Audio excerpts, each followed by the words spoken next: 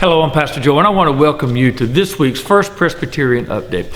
I hope you're doing well, and just want to tell you that you continue to be in my prayers, and just praying for God's presence and God's peace to be with you. So today I want to remind you of some things that are ongoing and ask you to continue to pray for some things, and I'll also give you an update or a review kind of worship on Sunday. Please continue to pray for your church. Continue to pray for our ongoing mission, for ways that we are serving our community right now, for ways that we are continuing to minister to one another, as not only am I encouraging you to make phone calls, send text messages, emails, or write notes to one another and just check with one another, touch base with one another.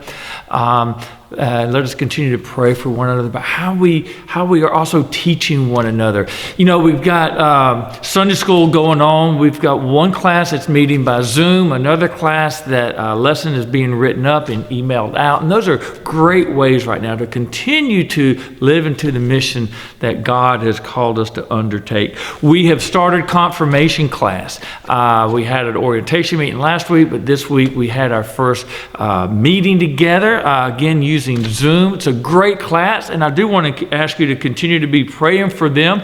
We've got 7 youth in this class: Margaret Gray, Emily Key Gray, Leighton McLean, Carrie Medford, Campbell Thompson, Price Wheatley, and Emma Gray Wheatley. Pray for them. Pray for me. Angela and I are teaching this together, and we've taught confirmation before together. We've taught it by ourselves over the years as well. Never taught it online. So, you know, we're learning some things. We're trying to figure all that out. But keep this group in your prayers. It's a great group. Continue to pray for your community. Pray for the hospital. Pray for our nursing homes. Pray for other healthcare providers and all that. Pray for the health department. As we're all dealing with and working on, they're working on with the COVID-19 virus going around.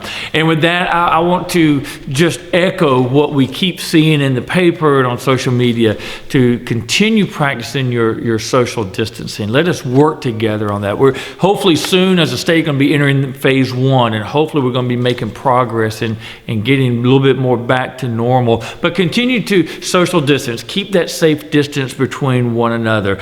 Continue wearing your mask when you go to the store and whatnot. Continue to avoid touching your face. That's a hard one at times, but try not to touch your face. Wash your hands frequently, and get outside some. Get out in your yard, walk around, but get out. But let us work together on the things that they are asking us to do.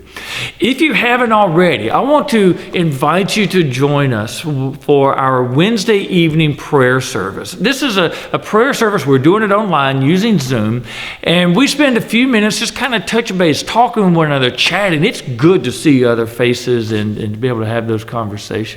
But then we go into a time of prayer, a little prayer service where we can read some scripture together, we can pray together as a church and all that. I send the information out during the week or early in the week, and then again on Wednesday as a reminder. But if you haven't joined us for that, I hope that you will do so. We have a great time. Well, look, this coming Sunday, we're going to continue in our sermon series, What Now? We're going to be, remember this past Sunday, we looked at the Great Commission.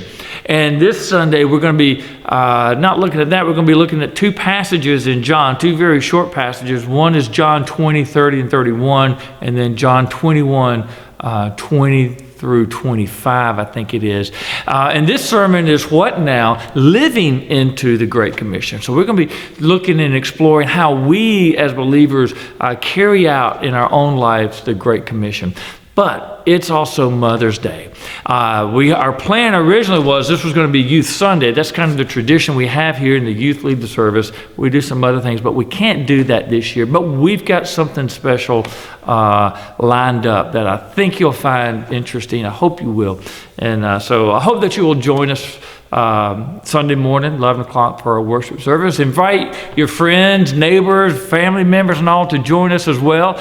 You can join us on Facebook, YouTube, Twitter, and Roku. Hopefully we'll be on Spectrum cable. Again, we don't control that, and so if we have any kind of glitch or anything, sometimes that doesn't happen, but hopefully it will be there.